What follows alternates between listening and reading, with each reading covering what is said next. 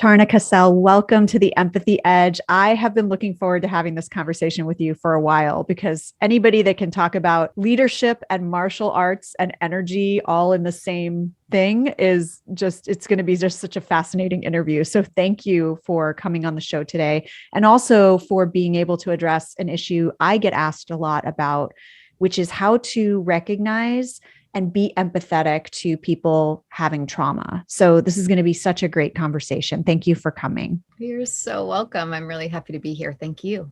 So as we kick off, let's start with the story of your work and training and how you created the principles and the practices that you create to help folks embody leadership and also handle and process trauma. Great. So first, I want to recognize there are certain things that I do that aren't related to what you mentioned. And in terms of the principles of integrating martial arts and the work that I do, that very much comes from my training at the Strozzi Institute with Richard Strozzi Heckler, as well as Stacey Haynes, who created generative somatics. And so I first came to Stacey's work through healing my own trauma, my own sexual trauma. And she had a weekly group as well as an individual, I was in therapy with her individually.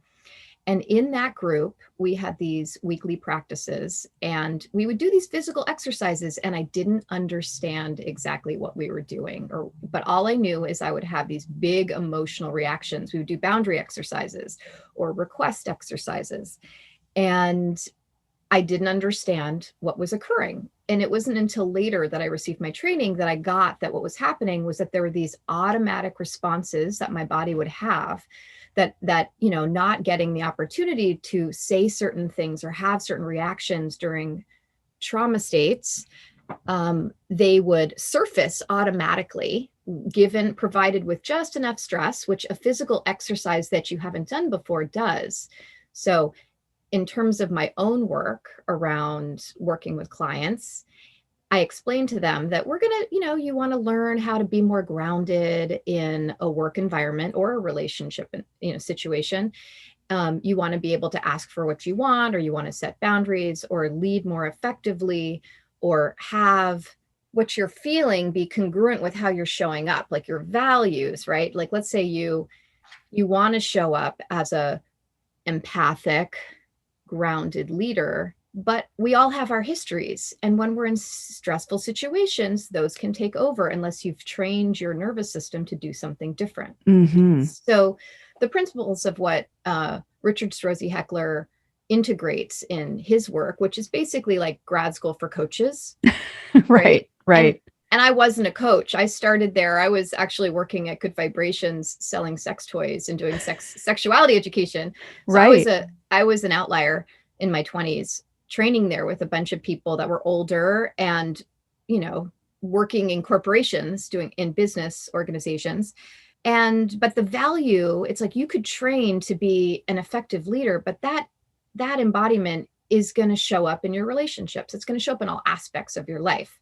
Mm-hmm. So his work, he started actually, he'd created a program for the Green Berets. There's a book called In Search of the Warrior Spirit, which is a really great book. And so, using biofeedback, Aikido, and meditation.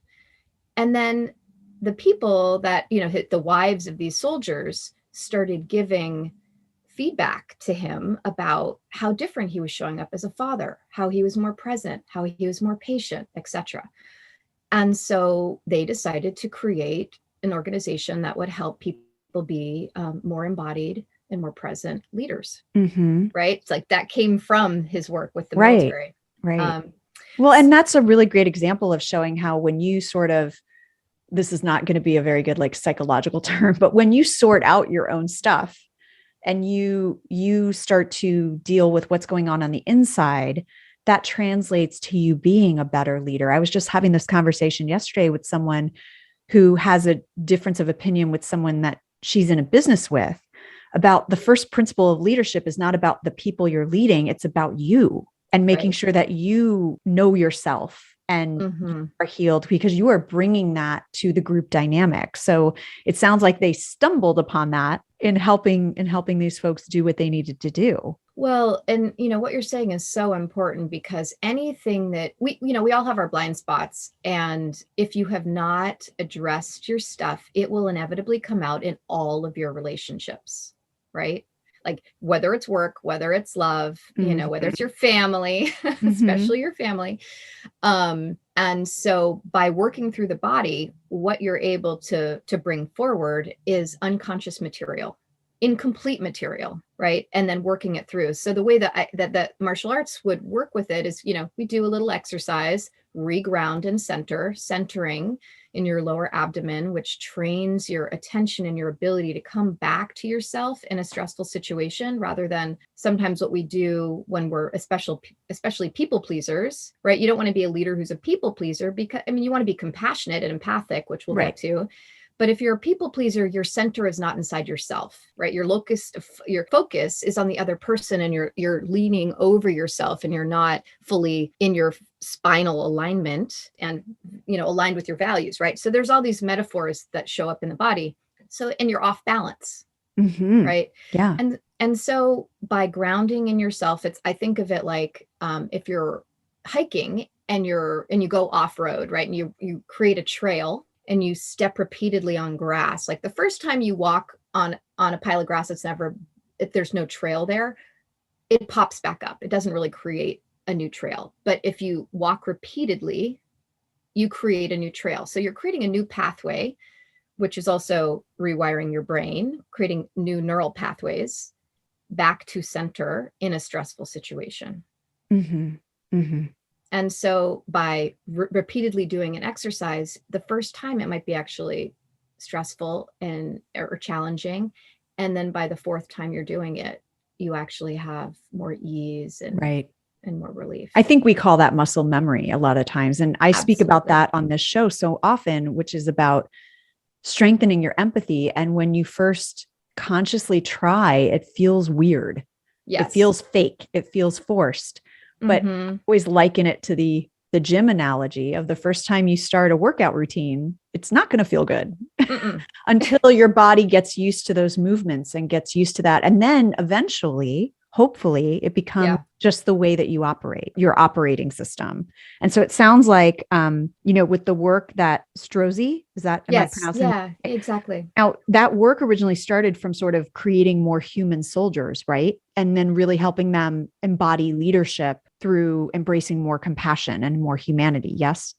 Right. Well, he was creating, actually, there's Men Who Stare at Goats is a comedic movie that was made, but that was actually based on a program that Richard was part of creating, which was like the and so it was, that was a separate program that he created, but then he created this, it used to be called Rancho Strozzi, and then it was the Strozzi Institute, and it was more about working with corporations and businesses and helping their leaders. Right. Well, and kind of the same principle, helping create more human leaders. Yes. And he has multiple books on this subject. Exactly. Right. Yeah. So you and I talked in prep for this interview, and you started alluding to it, but how can we rewire our brains through talking? I mean, you talked a little bit about rewiring your brain through movement, but how does talking help? Because there are many people who want to just squelch things or pretend it never happened, or, just if we don't talk about it, we'll all be fine, which has never solved any problem in the history of human history.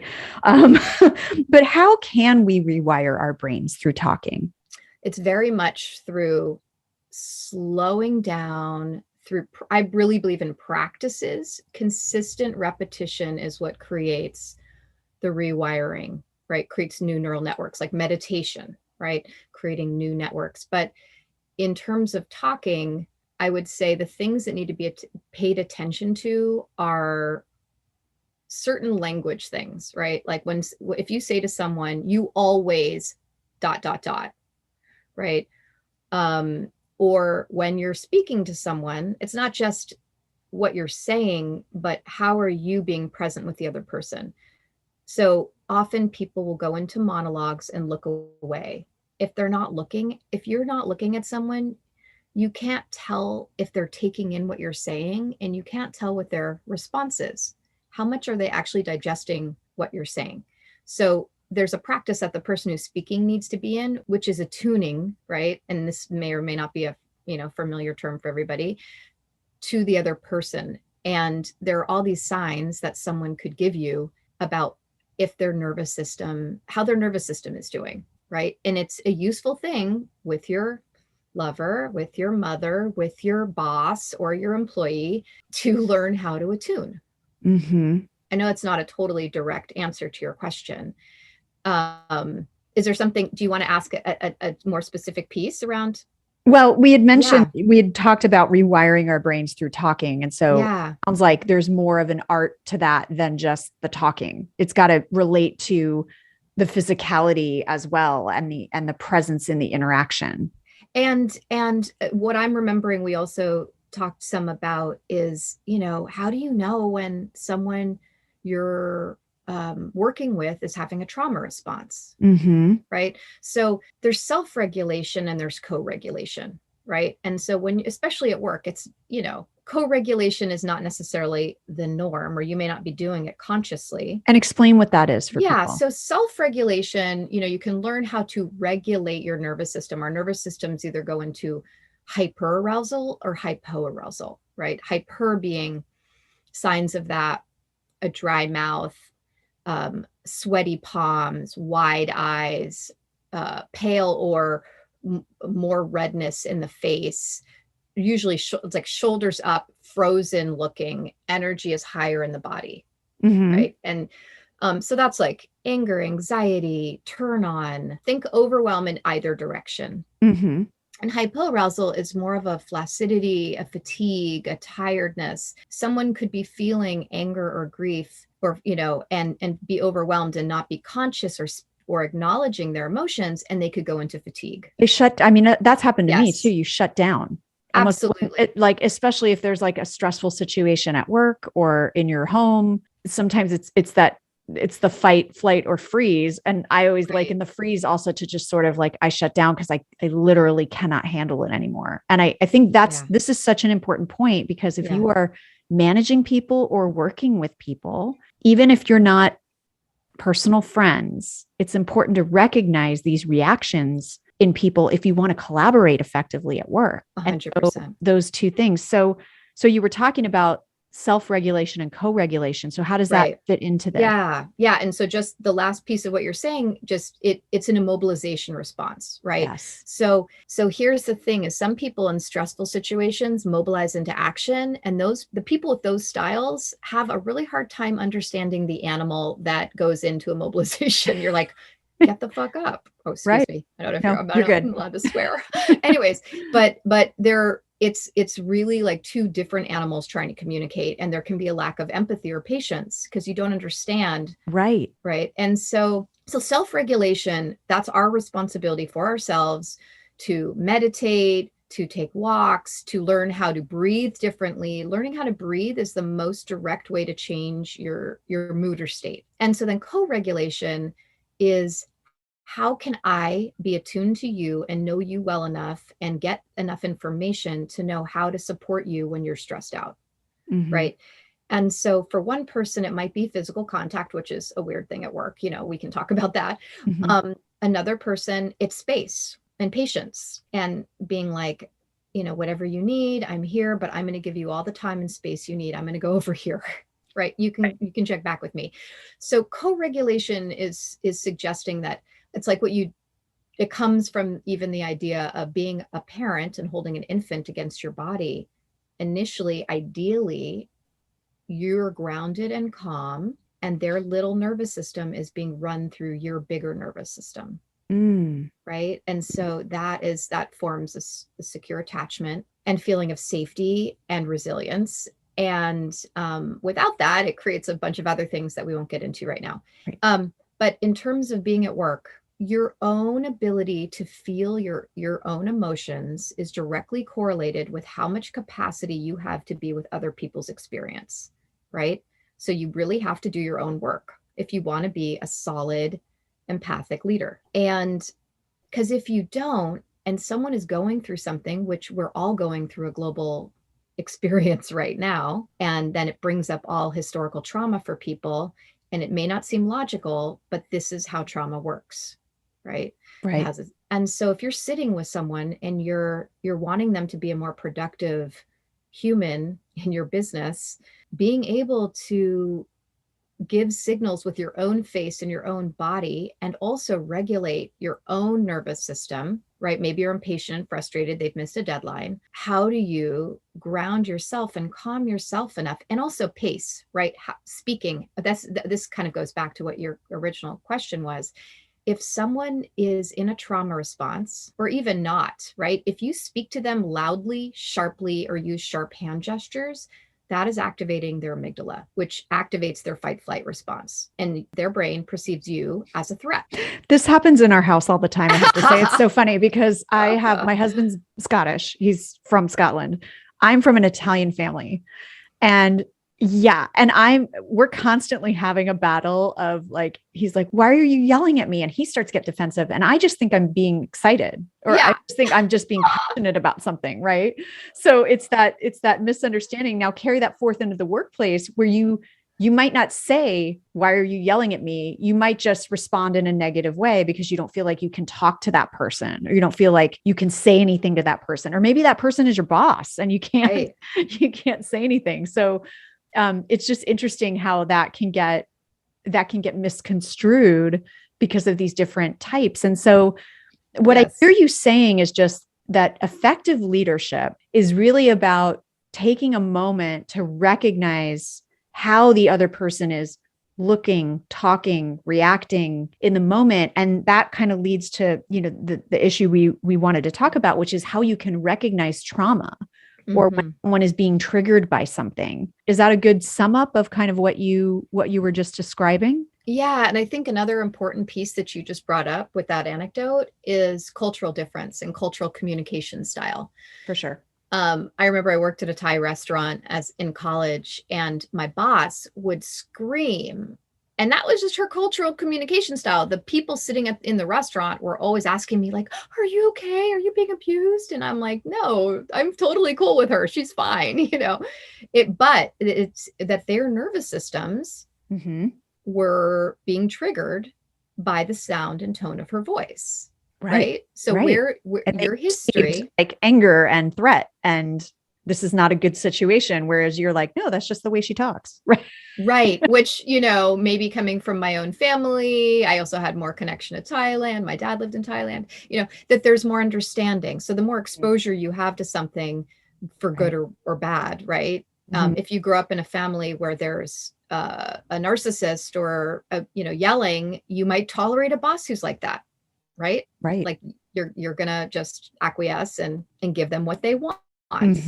While someone else would be like, actually, I'm looking for a new job. Well, and does that, is that kind of going into, the heart of what we wanted to talk about today? Yeah. Which is how can leaders recognize trauma and better communicate with their teams? It sounds like that's the main piece of it. But if you're not sure how to react, so let's say you're in the situation, you're attuned, work related is going on, and you see these reactions in someone, and now you start to think, oh, maybe this is triggering some trauma for this person. What is a good way to respond? Recognize it. Like, what tools do you need to respond, even though you may not understand or be able to ask, quite frankly, what type of trauma that person is experiencing? What are some good methods of response for a leader or a coworker for that matter? Right. So I have a multi-part answer to this question. Great. So first, kind of rewinding a little bit, which is again, tools, verbal tools, communication tools that are basic that I give my clients. Nonviolent communication. If you haven't heard of that, there's basic formulas for being able to very thoughtfully formulate and think about what you're wanting to say before you just go bleh, right? Which is evaluating, what am I needing right now? When those needs don't get met, what am I feeling? And what am I actually asking for, right? So there's a little formula there. And reflective listening, which involves reflecting what the person's saying, empathizing and validating, right? So those are some basic tools that everybody really needs to have. And then it gets more nuanced around working with trauma, right? So if someone is in a more dysregulated, hyper aroused state, that's when their system, so if it really depends on the work environment you Of have course, and what of they're course. open to, Yeah. right? But breathe again, slowing the breath down, grounding, feeling feet, taking a seat, a cold glass of water, putting, cold water on your face, but obviously it's like, you're not going to throw a glass of water in your employee's face. But those are some things that can start to calm someone's nervous system. But again, acknowledging it looks like there's something that you're having a lot of feelings right now.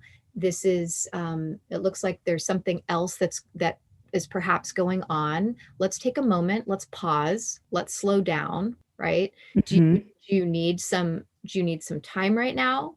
Or is there something more that you want to share with me? And know that when someone's in a dysregulated situation, whether it's your partner, whether it's an employee, they're not speaking to you. So the more that you can depersonalize what they're saying, they're having a bigger reaction, right? So the window of tolerance is a very useful diagram that I was hoping you were going to get it.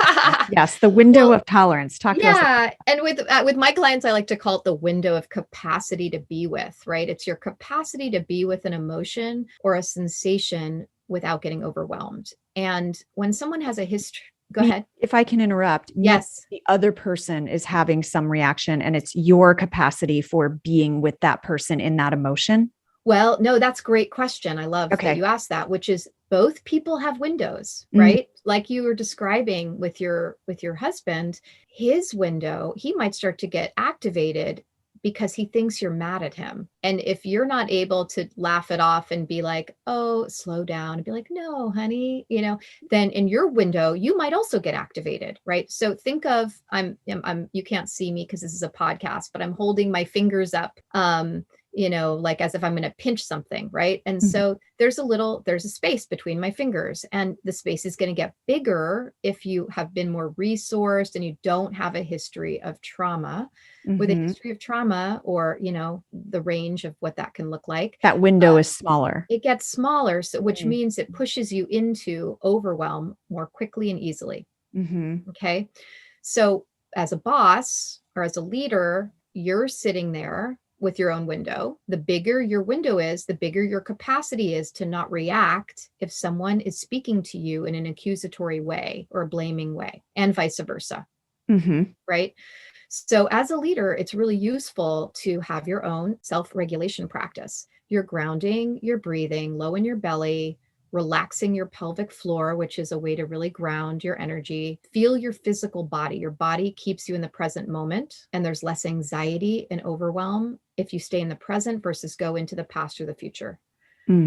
Right? So you're sitting there and someone is having their big reaction, and they're going, you have a sense if someone is having an emotional reaction that is disproportionate to the situation, they are triggered. It is not about you. Right. When one person can maintain being in their window when another person is out, you are more likely able to help them to come back in and have an adult conversation. When you're out of your window, you are a 5-year-old, a 12-year-old, a 20-year-old. You are not in present time. You flipped your lid, as a child development person once told me about toddlers, is like, at that point, there's not rational thinking. There's not, you cognitive functions, your executive functions have gone offline. Right. And if you're working with people under 26, our brains don't fully develop till we're 26. So, so that explains a lot, especially about toddlers. No. Yes. It's amazing to me that teenagers have the executive functioning and the impulse control that they do, given that reality, right? Right. I was a management consultant when I was 22, and I'm like, what did I know about what was going on? But at the time I was very like, I'm professional and I know how to do this. And, wasn't very keen on feedback that I wasn't good at it. And so that's like what you're saying is those functions weren't online yet for me. Well, yeah, or they were discordant with your self-perception, right? Right. And this is important. It brings up a totally different thing. As a leader or as an employee, we have our egos and our sense of self, and it's hard to get feedback if it doesn't match up with how we see ourselves. And so it's a really useful thing to learn how to take in feedback. That's its own, that was actually part of the training at Strozzi as well, giving and receiving feedback and assessments in that way. That's actually one way to that's one marker of empathy that I found in my research and also talk about in the book, is that if you or your company are able to accept feedback as a gift, that's actually a very empathetic way to approach it, because you're thinking about hearing the other person's experience and not so much your own defensiveness about how you're going to fight against the accusations that you perceive are coming at you, but really understanding, wow, why do you think of me that way? Like, talk to me more about why you have that perception. Like, what have I done what actions have I taken that make you have that perception or that, view of me? That's a very empathetic way to accept feedback versus you're wrong. This is why I'm right. Yeah. Yes. And again, I just want to keep emphasizing that you develop these tools in one space and they're so useful in all spaces. All right? over. Totally. And if you can stay in your seat, so to speak, right? Stay grounded in yourself and be like, I'm really curious about your experience. That is also very connected to empathy. The desire to understand another person's perception, because just, for instance, something, you may be using a tool to educate a room full of people, and most of the people may resonate with it. But some people are really not going to, and they may feel like there's something wrong with them for not getting it. And so to understand it's like, even if you're in a yoga class and it's like, okay, we're doing hip openers, we're doing some kind of posture, the same pose is not going to work for everybody. We all have different bodies, we have different nervous systems, we have different histories. And to be the most empathic and effective leader, you want to speak to the difference in the room, right? It's not just about one homogenous experience. Right. Right. And you've often, one of the quotes I loved that you've shared before is, your biography lives in your biology. Can you talk a little bit more about that? And this is also, a lot of this understanding came from Strozzi and from the work with, Stacey Haynes and Richard Strozzi Heckler, that automatically show up. We can have ideas. For instance, I'll work with clients and they might think, oh yeah, I'm really great with boundaries. And then I do an exercise with them and I tell them, okay, I'm going to walk towards you and go ahead and say stop when I get to a certain place. It's like that, where your body tells you that's how much space I need. And I might walk all the way and almost knock the person over, and their shoulders are really high up and they're not even breathing. And they're like, I'm fine. And their body's telling me they're not fine. So they may not even have an understanding of of what boundaries are. And it's like, okay, so I can already see, by doing a practice with someone, a lot of what they've had to do to survive in the world and how they've been safe, or what's happened. I might know all the details of their history, but so much gets revealed. And then I can ask them about that. Right. So it's like, okay, so were there permission for boundaries in your family? Right. And there might be like, oh no, or they might be like, what's a boundary? Right. Or what's the point of a boundary? They're not necessary. And so how someone's body is responding in an artificial situation like that, or in a real situation, like it gives you a lot of information. We hold our history, like when, whether you're a teenager or you've been abused as a child, there may be more of a collapsed shape that you physically take on. Your shoulders may be hunched, or you may have the habit of not making eye contact. Eye contact can be very stimulating, or it can be very confrontational. Right. So if you have an employee who doesn't make eye contact with you, that's them trying to regulate themselves. Wow. I think that's important to note when you're interviewing people too, because I've often, and I've done it myself, where it's like, I didn't mesh with this person because they weren't making eye contact with me. Instead of trying to, and sometimes that is valid. Other times it could be, well, am I really thinking about what that means? If this person checks all these other boxes, maybe there's something that happened in that person's past, or maybe it's cultural upbringing, or whatever it might be. And so I think taking a step back on these things that we automatically, blackball people for because of certain actions that they're taking. Again, sometimes it is useful. And it, sometimes not making eye contact can reveal that they're not a very honest person, but not in every case. So I think it's so important to remember that as a leader. And also, I think as you work with people, especially colleagues, this is why it's so important to get to know people as people, even if you work with them. A friend, Shasta Nelson, who wrote a book about the business of friendship and cited all this research and these studies about the power of making friends at work and actually what that does, how that benefits the organization, right? And productivity and morale and loyalty and retention and all of these things. Yeah. The more that you can get to know the people you work with, I think the more you can start to understand, oh, that's something they do all the time, not just, and also the opposite is, wow, Charna's starting to not make eye contact with me. And she always has. Something must be going on. But you don't know that unless you get to know the people that you're working with and the people on your team. And I know it's hard in a virtual environment, remote environment for so many people, but you can get a lot from communicating with people one-on-one over Zoom or, as much as you can try to replicate that, because there's nothing you can really do if you're in a remote environment in terms of, if it's for safety or for health and safety, but you can try. Right. Well, and what you're also speaking to is not making assumptions. Yes. And that's part of empathy. It's like, how can we be generous and assume the best? Right. And it's really tricky because people can have also the habit of righteousness and rigidity around like, this is how it's supposed to get done. And this is how everyone should be. And right.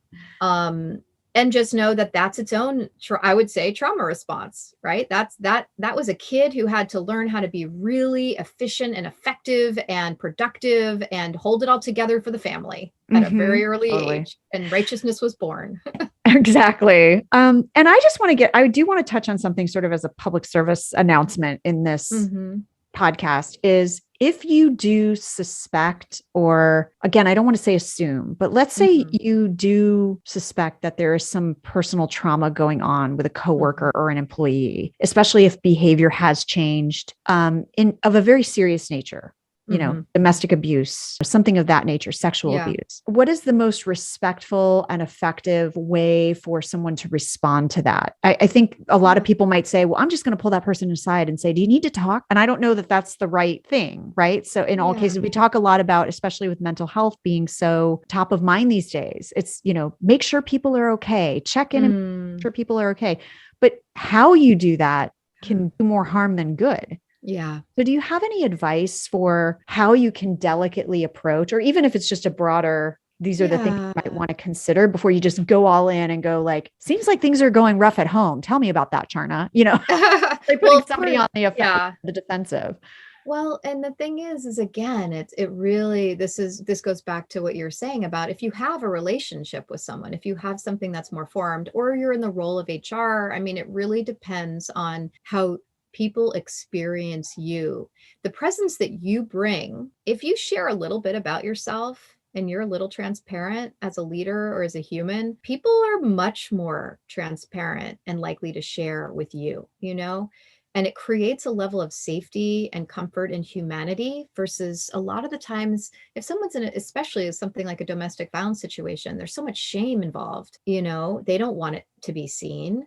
And so it makes it even harder to get out of a situation, but allowing, whether it's with a kid, right, or whether it's an employee, when there are changes in someone's how they're showing up physically, right? If they're not bathing or dressing. I mean, this is kind of like COVID. Who showers anymore? Yeah, so it's tricky right now. But there's more of an unkept presentation, but at the same time, it can be the extreme opposite. Someone could look really put together and they're okay. I'm okay. Right. Everything's okay. Or someone is all of a sudden showing up to work really early and not leaving till really late, and they're almost they're getting their work done. That could be another signal that something's amiss. Yes. Right. Like it's safer to be at work than it is to be at home. I mean, it's not always the thing that you assume it looks like, but there can be a range, or, someone might be, there's just so many scenarios. I'm now thinking about drug use or alcohol use. Like if there's a big change in someone's behavior, let's just say broad strokes that, the way that it can be addressed is, a gentle way is sometimes sharing, like I was saying, a little bit about yourself, because that humanizes. It's like it takes the power dynamic out of something and it puts you on a level playing field. And be like, there's a lot going on for a lot of people right now. And I was noticing, and you could ground it in some kind of somatic assessment, something that it's like, I noticed that you're moving really slowly and you seem really fatigued, or I'm noticing you're getting in here really early. And, you can pay attention to how someone's breathing. I mean, there are these things that they're very nuanced and subtle, or you can ground it in a broader piece of but how are you doing? How are you feeling? I'm checking in with everybody. You could kind of neutralize it by making it be a broader thing, so it's not like they're being targeted. Right. But you could also say, you could acknowledge something that you really appreciate about the person. Their consistency, their loyalty, their honesty, whatever you value, and then be like, and I feel concerned about you for this reason. And so, there's just perhaps a softer way.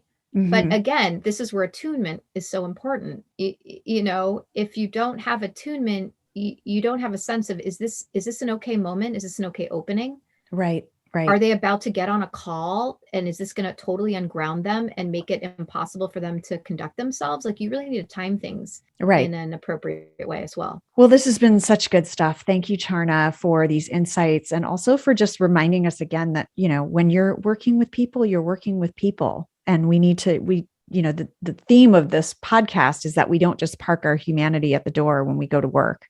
And so remembering that we're dealing with whole people. And yes, leaders, that's part of the job. I know it sounds like another thing, but it really is, it's your role as a leader to make sure that your team is doing okay, that they have the tools that they need, they have the resources that they need, and they have the support that they need. That's your job. So thank you, Charna. Can I say one last thing? And it's just about that. It's just remember, especially if you care about efficiency and productivity, that it's a twofer. Whatever you are developing, the tools at work, they are going to benefit your partner and your children, etc. Completely. So how can folks find out more about your work? So I actually do a lot of work around sexuality and trauma healing. You can go to charnacassell.com. That's more about my writing and my podcast, Laid Open Podcast, or there's laidopenpodcast.com. And my therapy website and coaching website is passionatelife.org. And we will have all these links in the show notes as well. So Thank you so much, Charna, for your insights today. Thank you. I really appreciate it. And thanks everyone for listening. As always, please share the podcast with people you know who might be interested. And don't forget to rate and review. We love that. We love the feedback. And also don't forget to go to theempathyedge.com and download your free resources, get on the list, make sure you don't miss an episode. Please always remember until the next episode that cash flow, creativity, and compassion are not mutually exclusive. Take care and be kind.